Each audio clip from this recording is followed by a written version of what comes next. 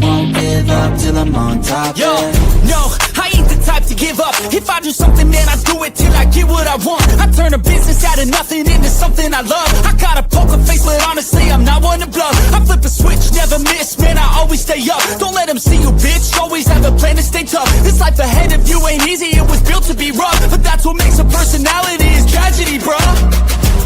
So keep your head on your shoulders. Now we ain't out here moving rocks, we out here moving boulders. What up?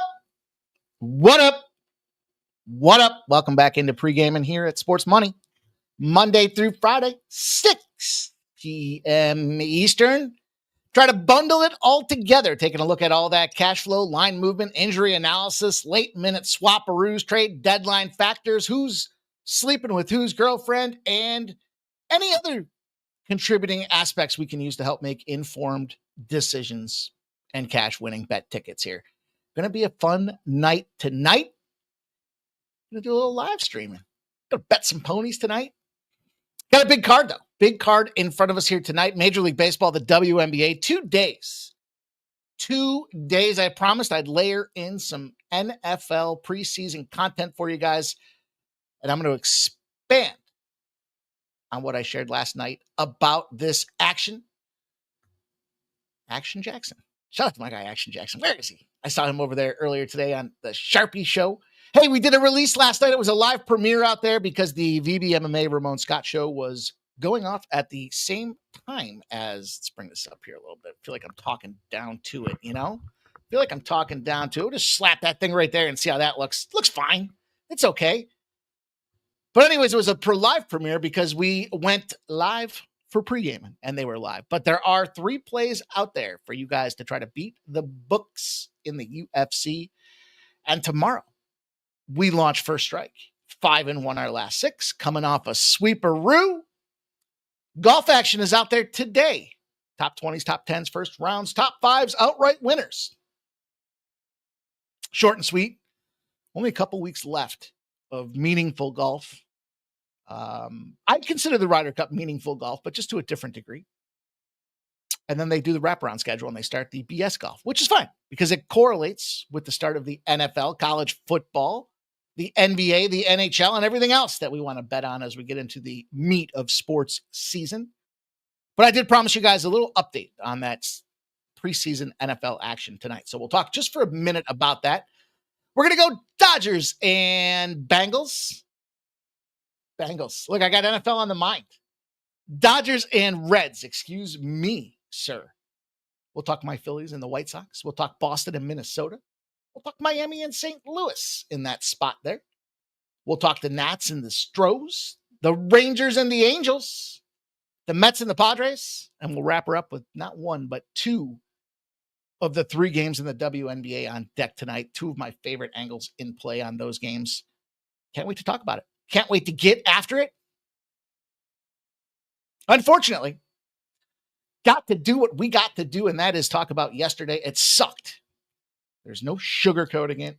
Just have to do better, and it's going to happen. But we dropped 3.5 units yesterday.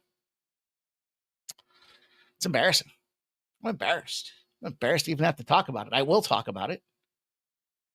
We did cash Baltimore.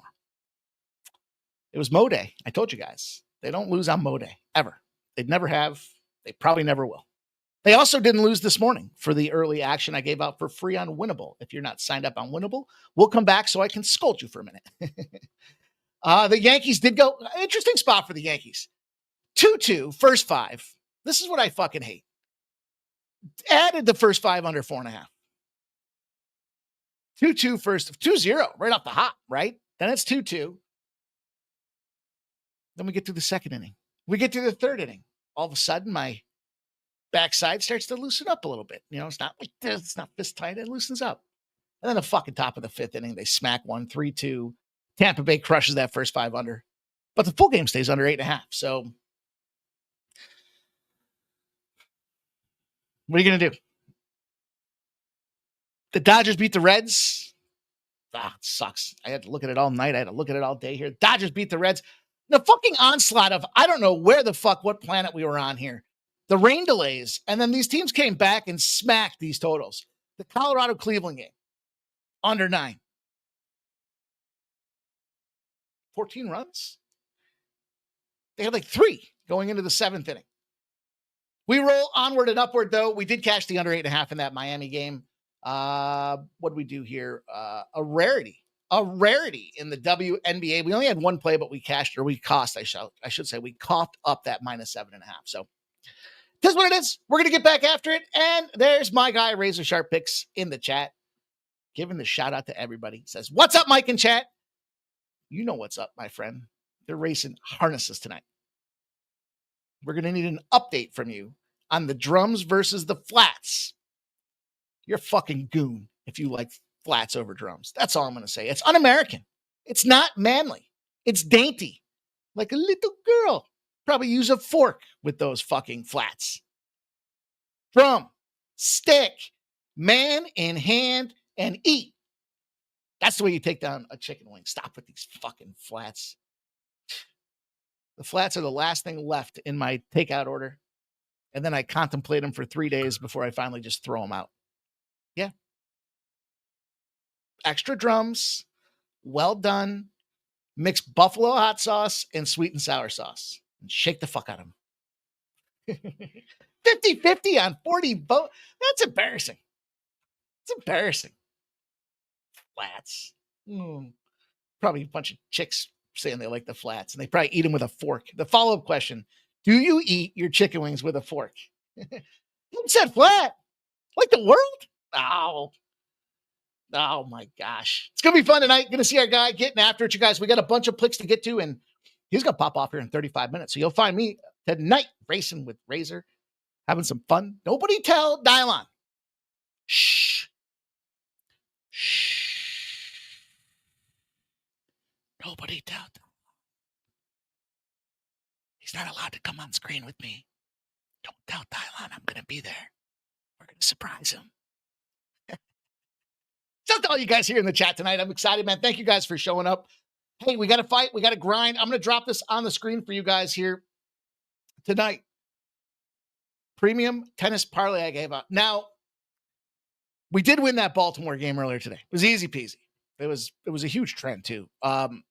Baltimore, it was day game favorites on the home team. It's a smasher. It was a casher. I gave out a 10-1 tennis play, not just because it was some 10-1, but because there was some trends behind it. Dude lost the first set. I think it was 9-6 or something like that. In the tiebreaker, 7-6 overall, and then he just gassed. I lost 3 tennis bets today. 7-6 tiebreakers on dogs in the first game. I don't think I've ever seen that before. Probably won't be the last time I see it. But here's a men's tennis parlay for you. Each of these young fellers in their respective positions have big trends in their directions. They're pretty decent size favorites, minus 165, 175s alike. I parlayed them together. They pop off shortly. Feel free to get in that action. Let's check the scorecard. Recap this tough day. Talked about tonight. Keeping a secret with everybody here on screen. And shared a premium tennis bet opportunity. We must keep her moving then. It's only right that we get to that part of the show where we smack the thumbs up button. You guys know the deal. In show, you hit the thumbs up. Post show, you leave some comments. You guys have done a terrific job with that. I want to shout out Bobby Mack. Left a comment on the golf video already today. My man, checking in there with us, making sure that he knows we know he's involved in the golf action. And that's all we can ask for. But it is thumbs up time. So take a second if you haven't done so already. Smash that thumbs up button and we'll get back to work.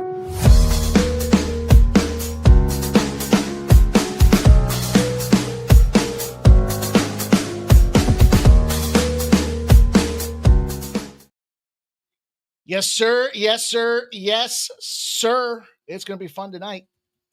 You already know. Gonna pop the top on the vodka and sit around talking about, I hope Tyler Butters is in play tonight. You know that's my guy. Doesn't return my phone calls, but he's still my guy. Whoops. I don't know what happened there. You guys know the deal, though. Getting ever so close. I talked to you guys. I teased it at the start of the show. I will tell you. I will expand on this Harbaugh love. Now, No question, the Baltimore Ravens are the preseason Super Bowl champions. All this fucking Lamar Jackson talk and everything else that goes along with it. They win a huge rate preseason, and they cover spreads. They go after it. However, did you know? Where did it go? Let's talk Jim Harbaugh for a minute. Jimmy Harbaugh, NFL preseasons. I told you yesterday, 1-4. Thursday night, Jimmy Harbaugh faces off against the Detroit Lions. Just him against the entire Detroit Lions team. And Jimmy Harbaugh, last 5 preseason games, first preseason games of the season. I bundled that up.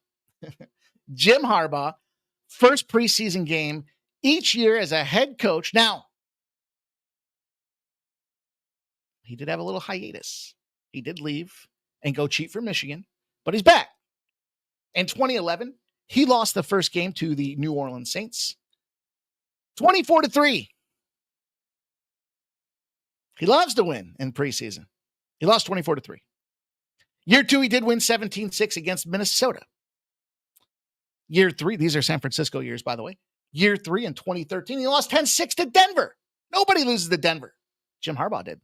In year 4, 2014, he lost 23-3 to Baltimore. That was the Harbaugh Bowl.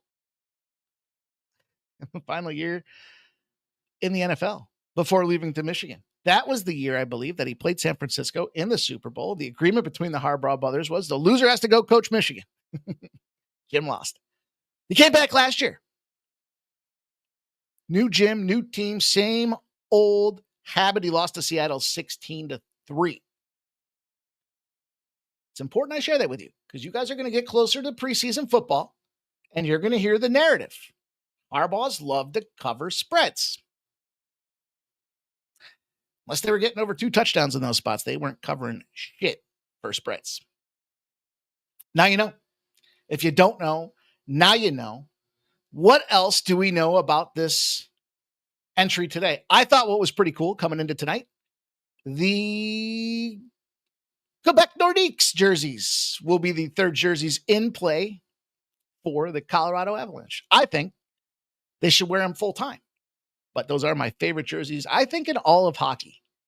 Those Quebec Nordique jerseys, pretty sharp. They're the blue ones with that Nordique symbol on there. Looks good. Going to be good to go. What else? I think that's probably good enough for now. We got work to do. We got action to get to. You guys want another freebie? Here's a little free bonus shot. My fade guy's back involved with soccer tonight. He likes Toluca Columbus Crew over 3.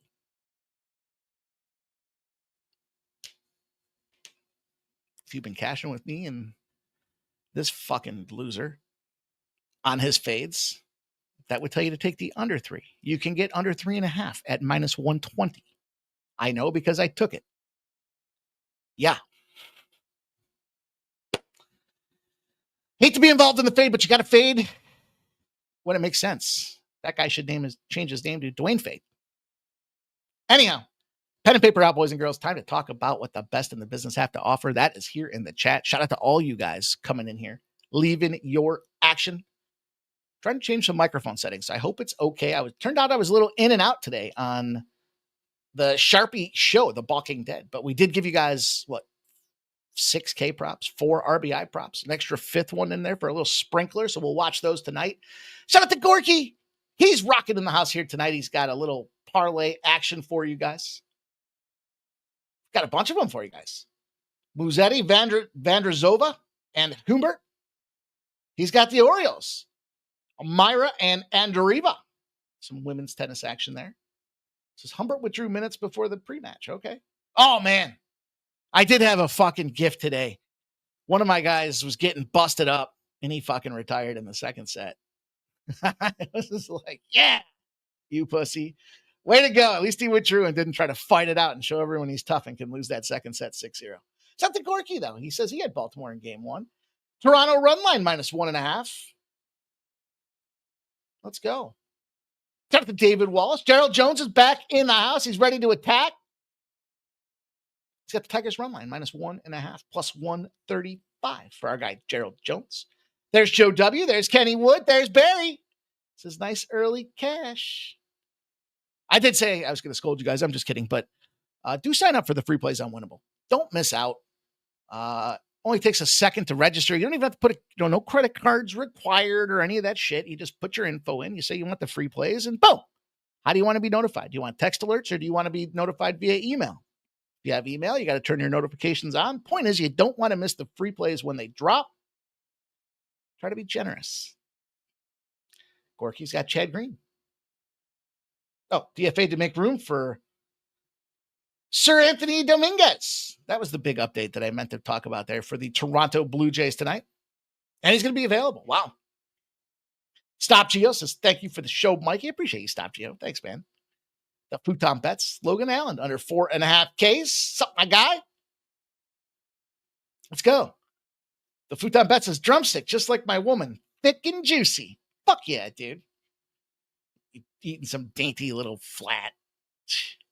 You know the problem with people that eat the flats? They've never had like one of those bones. You know, it's 2 bones, right? You guys know what I'm talking about with a flat. You don't need me to give you a play-by-play. But that fucker breaks sometimes. Then you got a real choice. Do you throw it out? Do you chance there's a little bone in there? Do you pick it off with that fork that we talked about? It's just best to stay away from the flats. 9 Legacy in the building. Got your parlay, my dude. Let's go. Skunk Blaster. He's on Schoolmate. Schoolcate. It's fading me. Okay. He rolls Arnaldi today. All right. We'll see.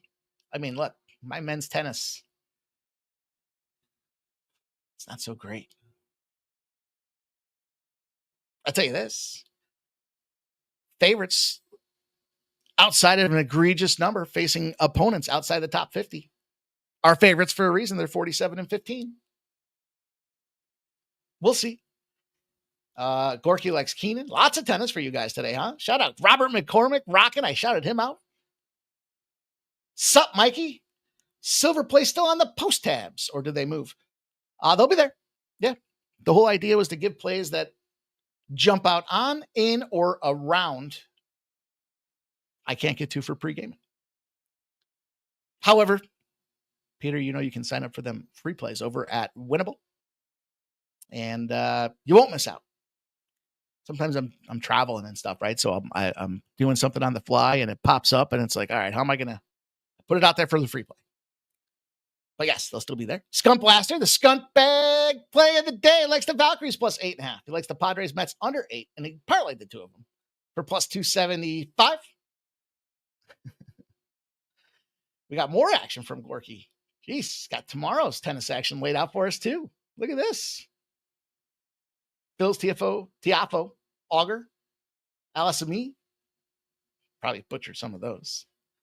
Gerald Jones says, Giants, 3 quarterbacks in preseason should be good. Suck regular season. Besides that winged wheel, baby. Peter Grassi says he loves the Quebec jerseys. Me too, man. They should have that should have been their full-time permanence. Fernando Mendoza's here. Let's go. Ramon Scott's been running so hot. He says Trey Lance announces the Charger starter on Thursday. Lions moved from pick'em to -2. A friend of mine told me that it was the lock of the century for the preseason.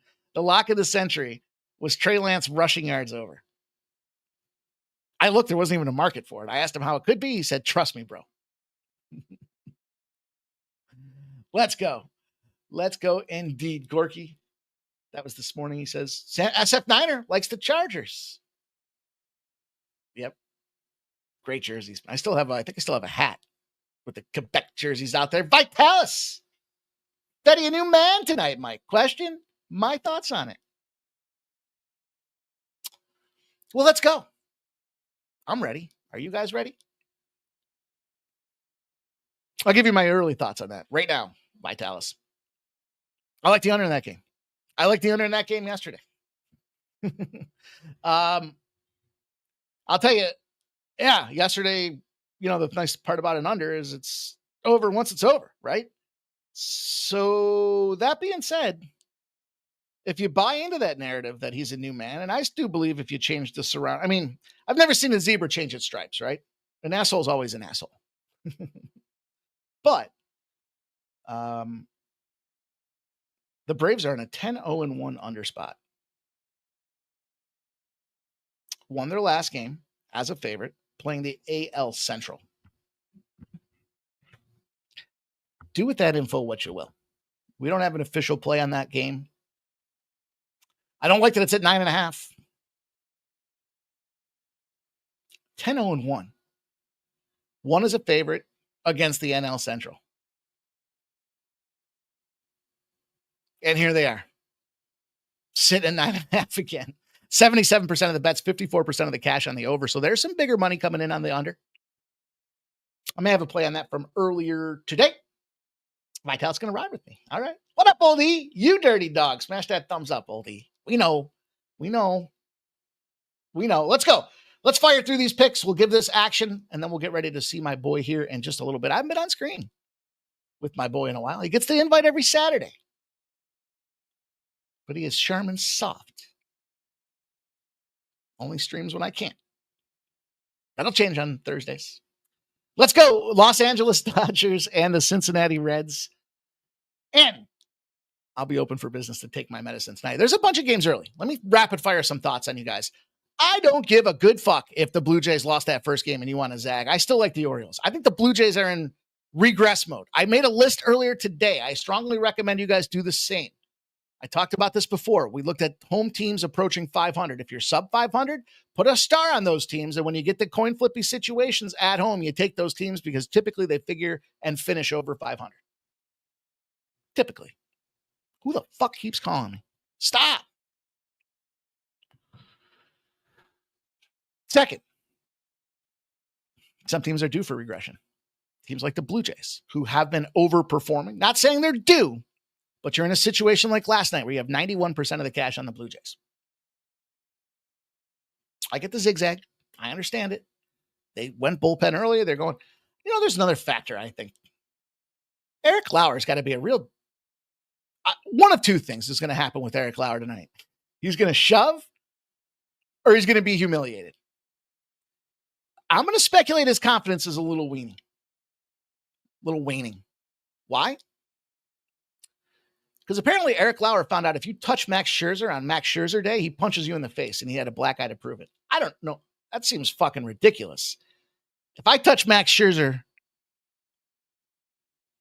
on Max Scherzer Day and he punched me in the face, it's going to take Bobo Bichette, Vladdy Guerrero, and everybody else on that fucking team from smacking that guy in the head with the baseball bat I put in my hands.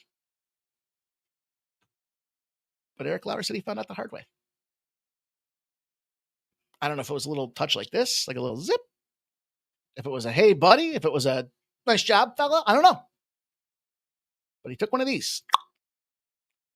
I don't know about that situation. I don't know about that game, but I do know that is a fact. I don't think to the under. Although that first game was explosive. My goodness, that thing was fucking sky. They're almost still playing. Diamondbacks and Tigers. Strong trend of the Tigers over in this game. You guys know I told you yesterday, I think the Diamondbacks, well, I told you a couple days ago, the Diamondbacks making that trade. I don't know what they're doing. There's a lot of question marks on this team. The line is steaming in their direction. 76% of the bets, 85% of the cash on the Tigers. And it's moved 14, 15 cents. The total's not really moving. 85% of the bets, 85% of the cash. Strong trend. I think it was 32-12 to the over in this Tigers-Arizona position. There you go. Rockies Guardians fucked me yesterday. Should have just canceled that thing. Weather. It's right there on the screen. Under the poop list. The weather. Probably lean to the over. It's juicing to the under. It's almost the same profile as what it did yesterday. Do you want to take the Guardians right now with the challenges that are going on in that organization?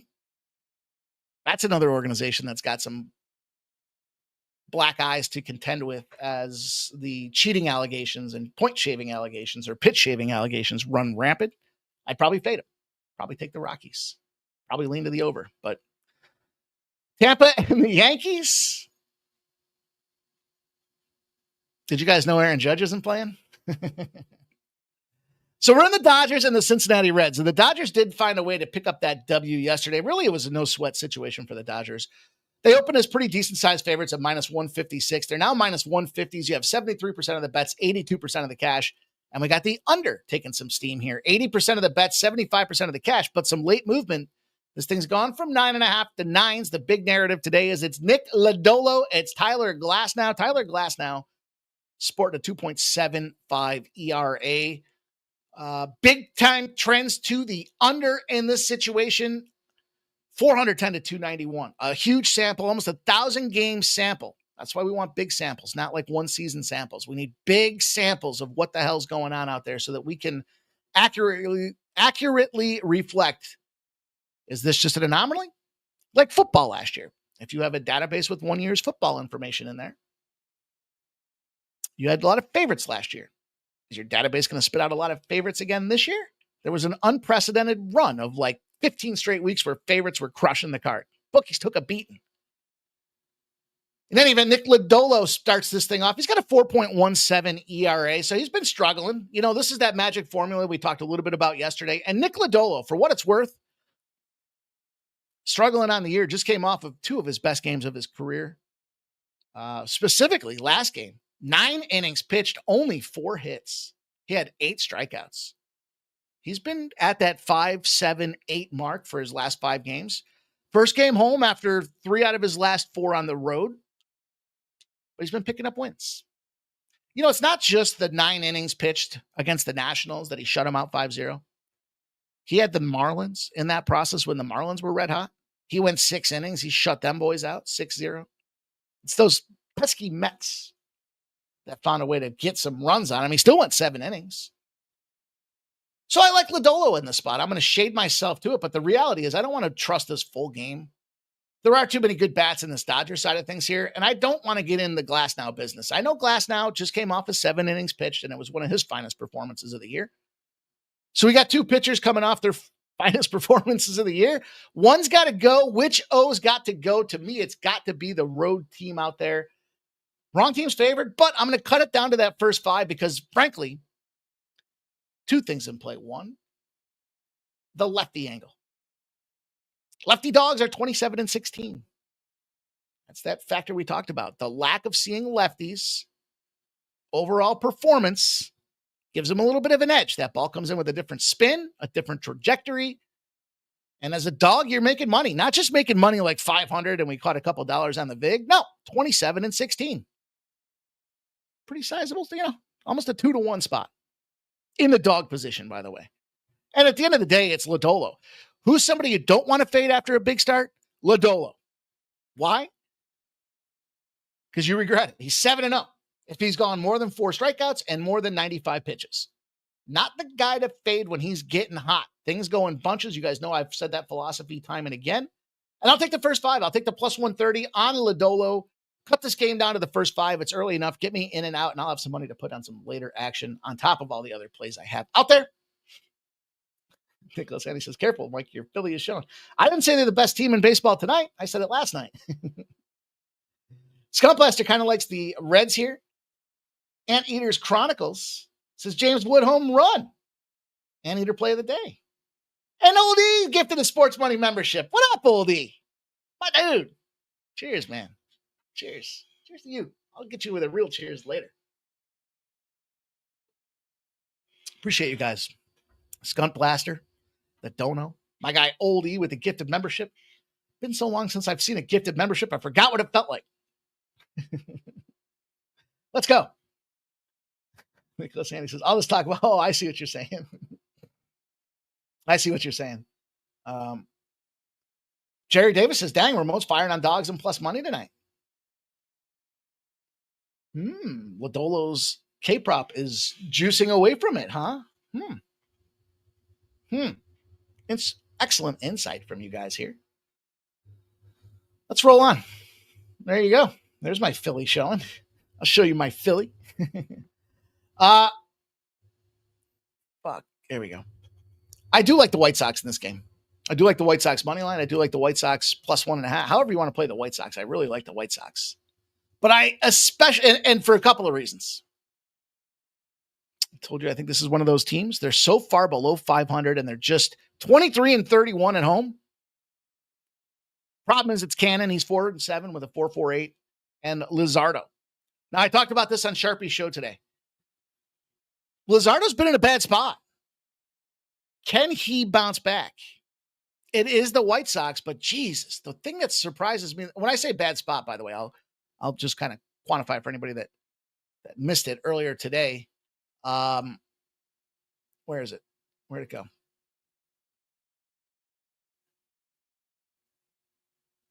There it is. Jesus on the bump. 5 innings pitched, 6 runs given up, and a homer his last start. He walked 5 dudes. That combination, that soup, is sloppy. Not only that, but he came off of just a similar outing the game before. Now, granted, he was at home both, and he played 2 strong teams, the Angels and the Red Sox. I told you the Sharps were on the Red Sox to win the division. Looks pretty good. Well, Toronto looks pretty good, but there's a lot of batting power in that Boston lineup. And the Angels, which is a team that I'm fans of their batting order. You guys know that. 4.2 innings pitched against the Angels, 7 hits, 4 runs, 4 earned, 2 homers. This soup in those last 2 games is command and control problems. Couple that with some phenomenal White Sox numbers. Did you know the White Sox, they're averaging 7.2 runs a game since the All-Star break. They're dominating lefties. 3.73 OBA in the last month. Guess what that is? Number 1 in baseball. 141 WRC plus. We talked about this yesterday, or a couple times now, right? WRC plus, a reflection of expected production offensively, coupled with ballpark factors. 141, 100 is even. 141, they're number 1 in baseball. Their batting average in general is a 287. The only offensive stat they're not number 1 in. They're number 2. And their OPS is 882. They're batting at 396 against lefties in the second half of the season. I mean, this is just a dominant opportunity against a guy in Jesus, who has not been turning that water into wine. Those last 2 months particularly, he's got an 8.04 ERA in his last 10 starts. 4 or more runs given up in 6. 7.23 ERA his last 4 starts particularly. While it's getting a little better, it's still far from good. Cannon on the other side of things, you know, he's what do you want to say? He's questionable in his own right. 4.48 ERA over 17 starts, 5.63 over his last 8. But he has gotten better himself at a 4.01 his last 5. So, you know, at the end of the day, yeah, the Phillies, I talked about this on Sharpie's show, despite the fact that they can't hit their fucking team total to save their lives. They're second in baseball in OBA. They're 5th in baseball in batting average. They're 2nd in WRC plus. They're 1st in ISO. This game's got offensive fireworks written all over it. So I want in. I'm going to stay away from this White Sox side of things here. I just think you got 2 pitchers rolling in the wrong direction. You got 2 pitchers in sell, and you got 2 offenses in buy. You want to get cute and you want to slap in a little White Sox money line on top of these 2. I just think this is a really good spot for us to take. Busted up early, busted up late. Bust them up. Fernando Mendoza. Given some Concava. Toluca DC. Leon DC. Plus 144. Now down to plus 137. There you go. From our guy, Fernando Mendoza. Shout out to AOD. Jerry Davis likes the White Sox first 5 run line and the team total over 3.5. There's a good way to look at it. I like that team total. Total steady coming down in that Miami-St. Louis game, and Pimp Slap public all over the over 2 says stop geoengineering. Well, I got a treat for you guys in that game, so let's go. Let's keep it moving. Let's go Boston and hot. Not hot. Let's go Boston and Minnesota. This is probably my least. This one's the one that's like the last first cut was made before this game. That's what I'm trying to say. If you're looking for me, I don't like the rank plays. I told you guys yesterday, some of these guys that follow the 3, 4, 5% system are fucking losing. It's astonishing. These are big companies that charge a lot of money, and their majority or 75% are sub 500. What kind of fucking edge are you seeing that you're sub 500? That being said, Boston made my last cut list, I guess, if that's a thing. We look at these numbers. We got ourselves in a situation. 67% of the bets, 80% of the cash are on the Red Sox. Let's move 20 cents in their direction. Road favorite. Flip through 0. Well, it wasn't really at 0. It was minus 105. The total of 9 has taken some movement to the under, but 91% of the bets, 92% of the cash. You look at this game, and a lot of people were waiting. They were waiting to see, well, who's the pitcher going to be for the Twins? If you waited, you missed the best part of the number. And even at 118, I still missed some of the best part of the number because they told you they were going to a bullpen day today. Now, I've talked about Minnesota. I believe they're a team that does win in bunches. If you'd like me to quantify that, I will. This Minnesota team, where'd it go? Oh, I can't find it now. I just talk shit and I can't find it. Oh, basically, once they win, they back it up with another win if they're in the dog roll, is essentially what the trend was. But here's the deal. Giolito, great since the All-Star break. 1.9 ERA prior to the break. I'm sorry. Bad since the All-Star break. Flip that around. Scratch that. Don't mind my writing. Don't mind my notes. Good pre-All-Star break. Shit since then due to regress to the mean. Bullpen heavy. Pearson, Ole. Look, you got the benefit of the better bats in Boston. The Sox. Sox are going to smash. We're all going to the bar tonight. Hop in my car. We'll get there. I don't know about the total. I don't trust this Minnesota team yet. They'll have to win 2 or 3 more before I'm in a situation. And they were, man. How did the Twins win yesterday? The Sox were smashing. Wasn't it another weather delay? Weren't they getting busted up like 4-1? Man, I think it's fire back time. I think the Red Sox do fire back. I think they have been underachieving. Yeah, they won 3 of their last 4. They played some big teams in the Phillies and the Dodgers. You're due for a little bit of regression. Some fuckery happening there with the weather and other things that go into it. But you just got the better team with the better pitcher. And by the way, in that situation, if you want to define it, the slightly better road team, short dog to a slight favorite, isn't a suspect line. This is important. And I wrote this down so that we can differentiate trying to read these lines, because some people might go, why is this line suspect?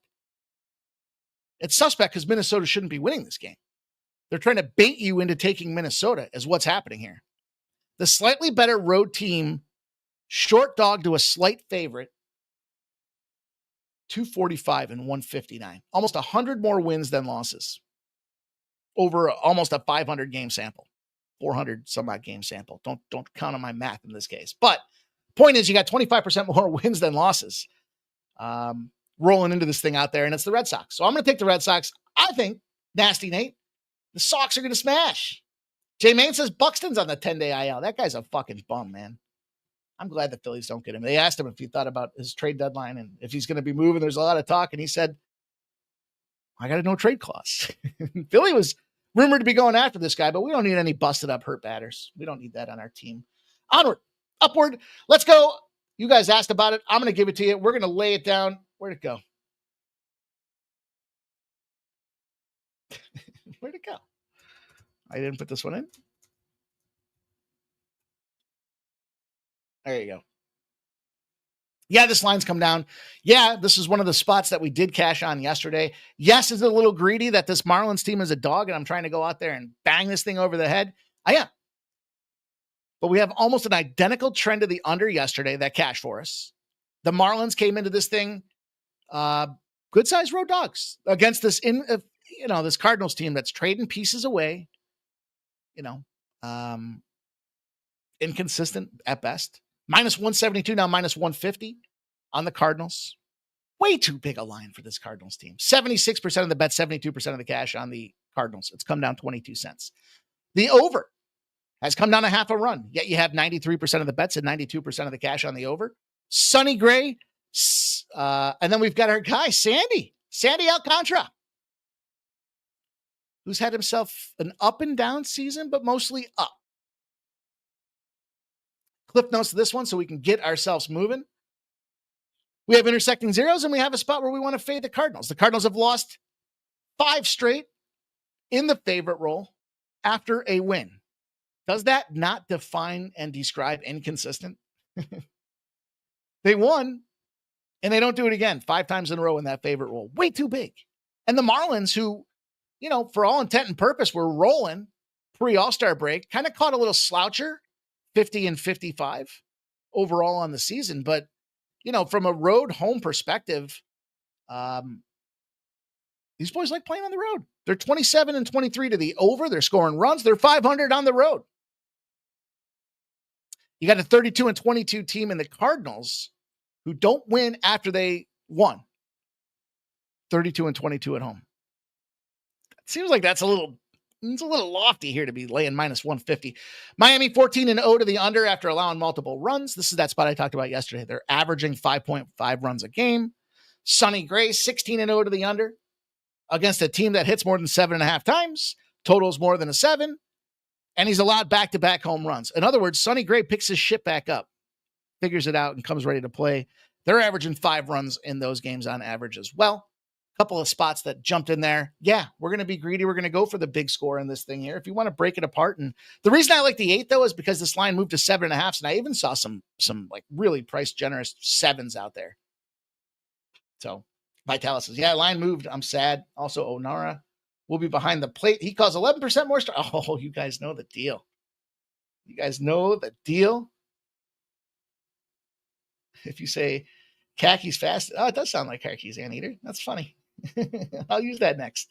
I'll make sure to use that. Got the khakis. Got the khakis. Got the khaki. I'll have to work on that. That's the play I'm going to give you guys here for this spot, though. I got the Miami spot. I got the under parlay together. We'll keep her moving. Just 3 more baseball games, 2 more WNBA games, and we'll put the bow on this show. The Nats and the Stros. I'm taking the dot.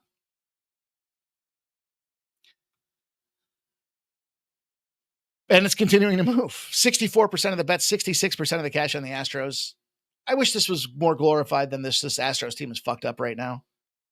Jason Alexander, 4.2 ERA. Soroka, 4.85.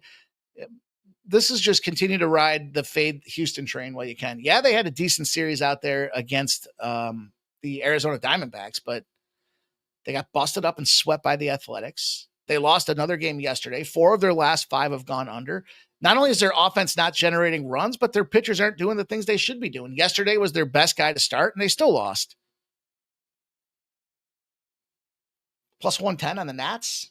For me, that just felt like a good position. And the road team has won 9 straight in the Astros games. So, yeah, it's gone from plus 120 to plus 105.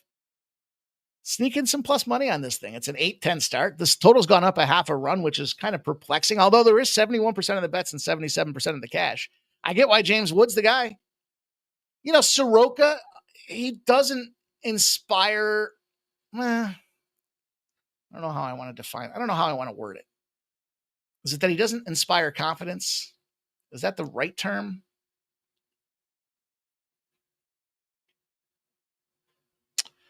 I don't know.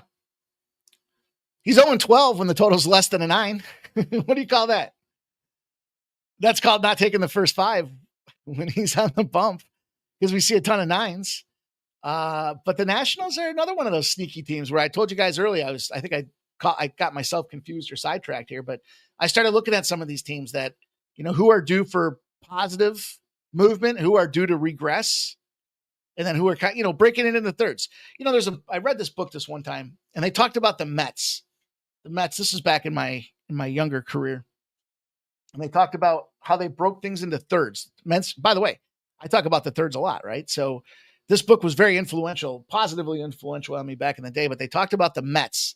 When were the Mets? Was it like the 30s or 40s? I don't know. The Mets went on this. They were the worst team in baseball.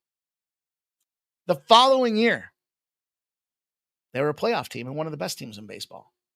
I'm paraphrasing. It's been a while since I read this book. And they said, well, what the hell did you do different? And he's like, simple. We took a scientific approach to it. We looked at the schedule. We said a third of the games we're never going to win. So let's just fucking cross them out.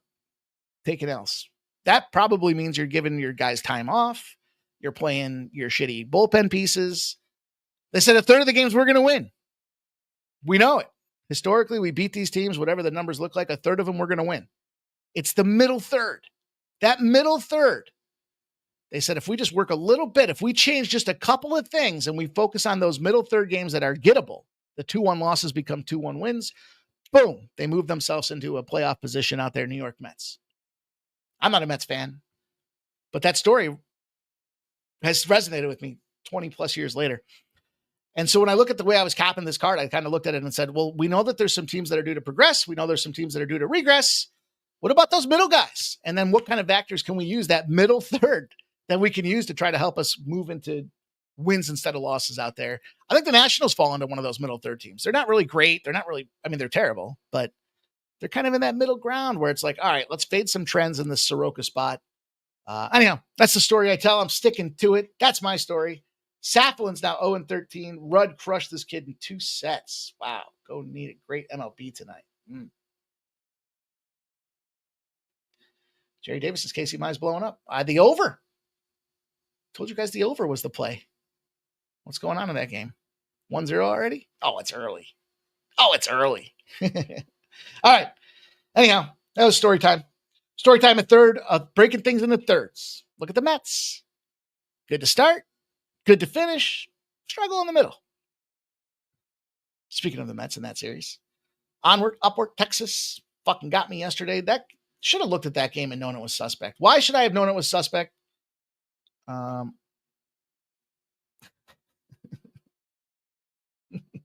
They do seem, well, they're playing in a tough division.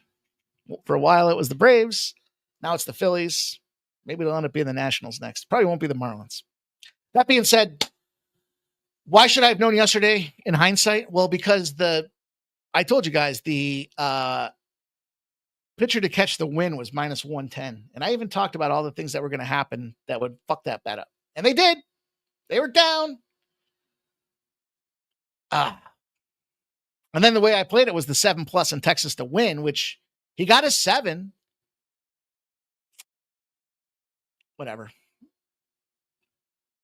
Fuck these Rangers. With all due respect.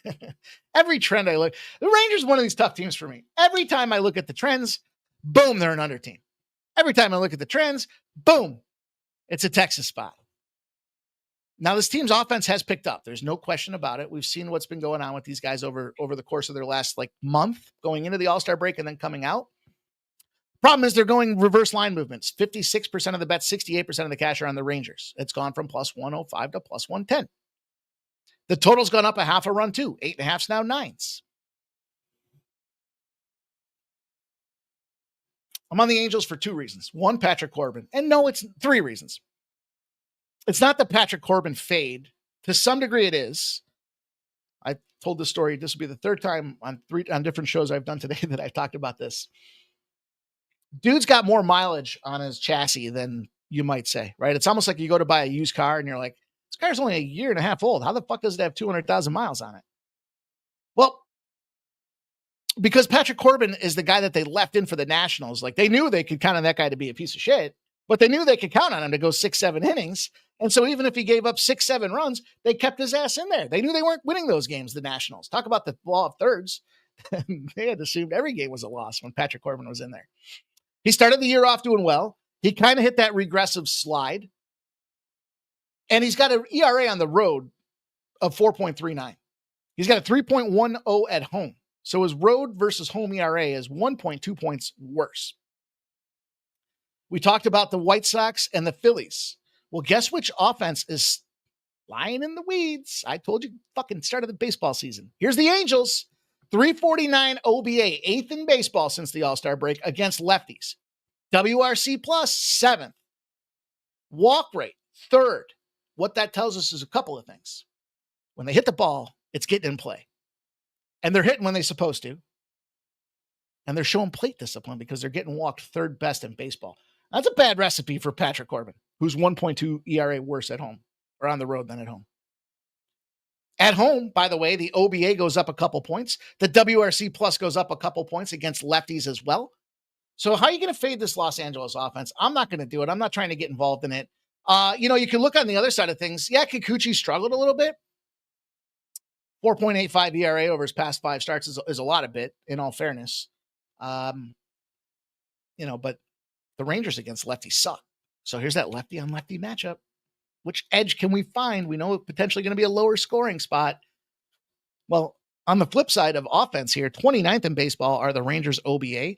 28th in baseball are their WRC plus. 30th in baseball is their batting average. And against lefties since the All-Star break, they're a disgusting 183 with a 35% K rate. If that doesn't scream. Oh, and then add the reverse line movement to it. I'd be really surprised if this play goes down in the shitter tonight. I can't see how. I like this Angels spot. I like the Angels first 5 too. Fuck it. And Vitalis just looked, says the Angels lineup not in, but I'm reading Hudson behind the plate tonight. He calls 12% less strikes. If batters are patient, this could mean base runners. There you go. Further complements it, right, Vitalis? We're talking about a team that's cracking the ball and a team that's not. Now, it's tough to say that because the Rangers are offensively more potent, as we talked about. This is just specific to the splits and the lefties. So anyways, I hope that's a little help on that side of the read for you guys. Last game I got here, keep her moving along this process. A lot of talk about fading these Mets. I'm fading them. 59% of the bets, 53% of the cash are on the Mets. It has moved a couple cents in their direction, 4 cents to be specific. It's correlated on the San Diego side. It's gone from plus 102 to plus 110. Total starting to see a little bit of light on the over. Not much. It's still juiced to the under, or I'm still juiced to the 8 over, but there are 8.5s around even money. So 91% of the bets, 85% of the cash. I think they're shading the over. I think they want you to see some 8.5s, but no juice on it. And then they're going to look and you're going to see Berger as the pitcher for the Padres and go, who the fuck is that? He's pitching against Minaya. Manaya's got a 2.19 ERA. There's no way these Mets are going to lose this game tonight. And I think for that reason, at Petco, we have ourselves an opportunity to take advantage with this San Diego Padres team. We talked about the performance there and the Mets catching losses. Yeah, they played St. Louis, that shit St. Louis team. They got shut out. After a shutout, what happens? The team wins. So cross that one off the list. Then they busted them up the last game of the series where arguably that inconsistent shit team in the Cardinals that we just talked about and the fourth pitcher in their rotation's a pile of shit.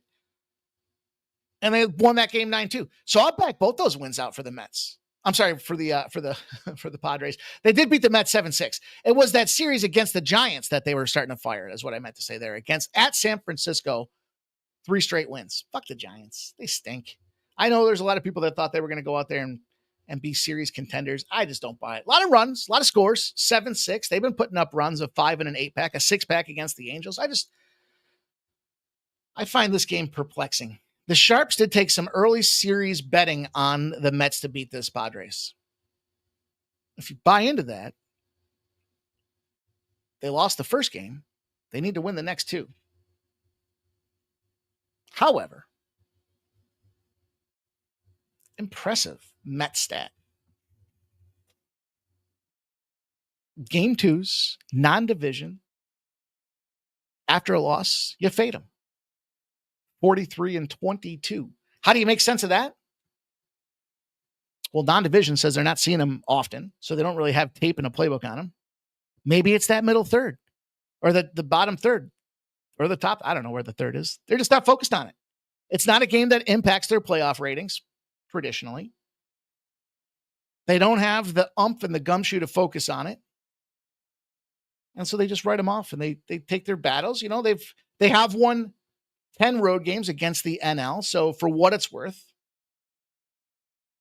but I also like to fade teams when they get to the 10. So that being said, I'm going to take this Padres to close out the Major League Baseball card. I got 2 plays for you guys in the W tonight. Some favorite spots, the Chicago Sky, the Washington Mystics. We do have Angel Reese back. If you guys haven't seen the lowdown on Angel Reese, you make $1,400 a week. She makes $1,400 in 7 days. She is underpaid.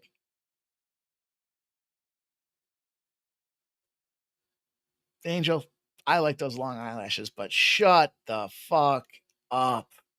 You are not helping yourself. You got a degree and you sound stupid. Stop. Just stop. That being said, here, the Mystics, this is one of them spots. We got a team that's coming off of the biggest win of their season against a team that just got busted up. Yeah, the star player's back. No, I don't care. There's too many points to be factored into this Chicago. I know they're bad. No doubt. It's a bad team. But the line's moved a point. Quantify the circumstances. The Washington Mystics, what's that biggest win of the season? Well, they've been covering some spreads. They've been firing and factoring. They had back-to-back spots against LA, 3 straight home games. I'm just not buying it. The Sky, on the other hand, here's the deal. They have been losing, and they lost twice to Minnesota. That's one of the best teams in the WNBA, especially at home. Probably going to win the whole thing this year. They lost to Indiana. The Fever, 93-78. 2 days ago, they're coming into this thing. The Sky, the 7.5 point spot that's on the docket for me. Shout out to Gorky. Says the WNBA sucks. Gorky, I'll show you a 68% win ratio and about a dozen units that say it doesn't suck. I'll show you that. Jerry Davis says he's got a rule against that. Don't bet. I think about some of these rules that you guys tell me. I do, Jerry. Man, I don't know. Vital says all MLB lineups are in except the Angels lineup, huh? Let me look.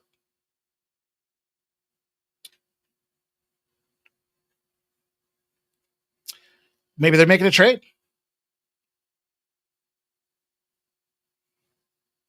Maybe they're trading.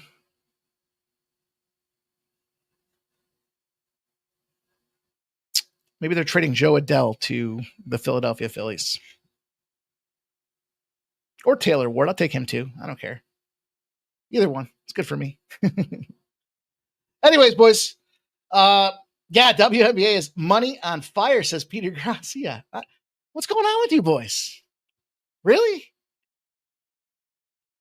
Really? You guys, I don't want to say it out loud and jinx myself here, but you don't find the WNBA to be one of the easiest spots to cap?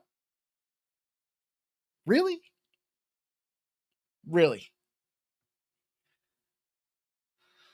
Man, I don't know.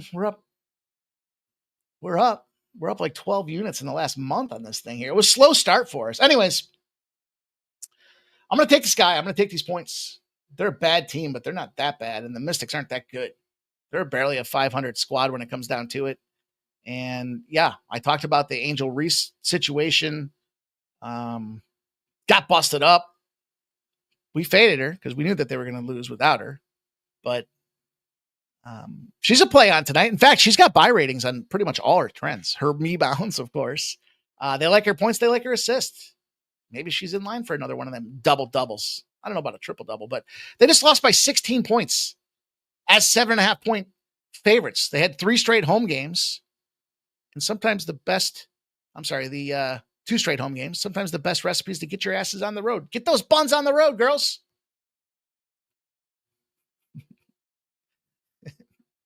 Is that a highly controversial statement? Valkyries in the Dream. Our guy Skuntblaster liked the Valkyries. So do I.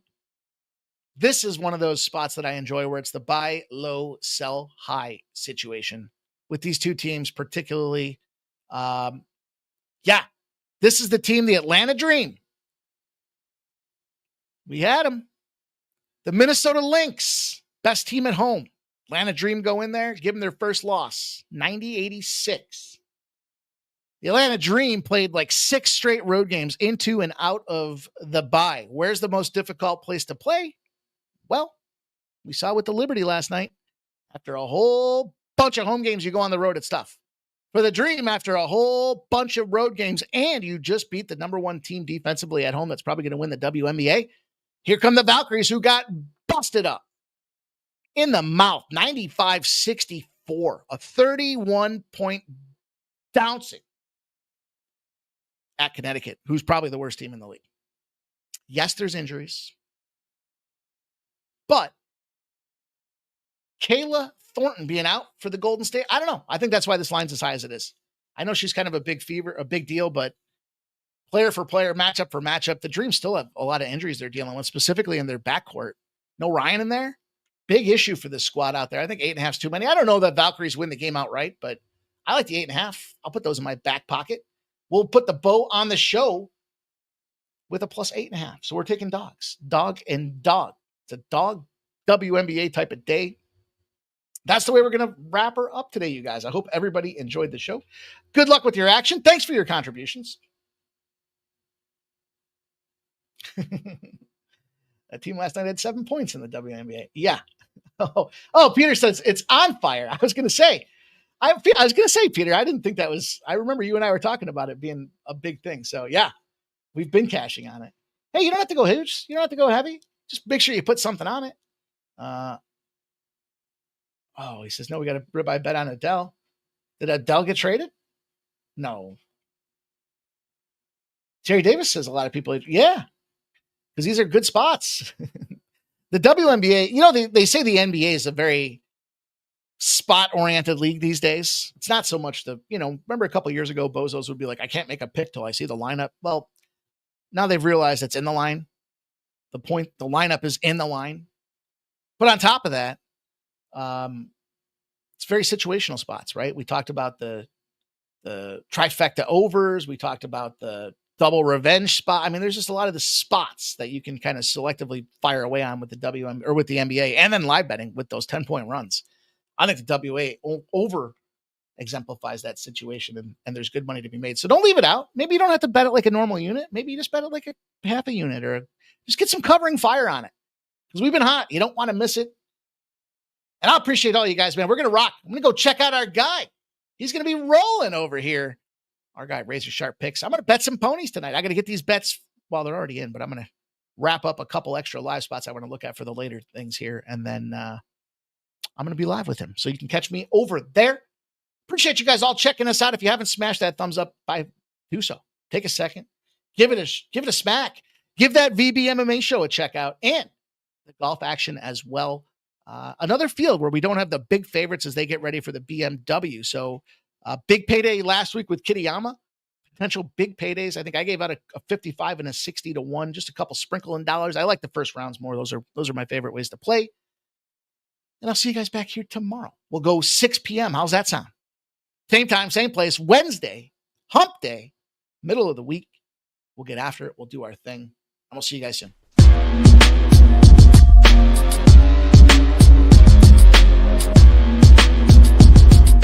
Monday to Friday, 6 p.m. We don't stop. Rain, sleet, or snow.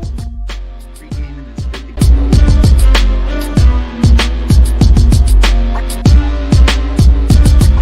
Snow, Curtis blow, flow, fuck all you haters.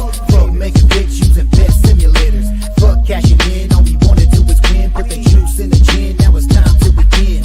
Fuck the books, they can take it on the chin. Surrender in dividends, don't fuck with Bonnie Cam. The show starts with capping and ends with them slapping and stacking cash and boatloads. They won't know what happens with pre-gaming, and others they seem lame, like Abel meeting Cain. A bullet to the brain. We don't give a fuck, like Kiki said. We ain't playing, we ain't gaming, but we ain't playing. I'm back and I'm joined with my guy. Oh, we got a fight! Get a fight! Get a fight!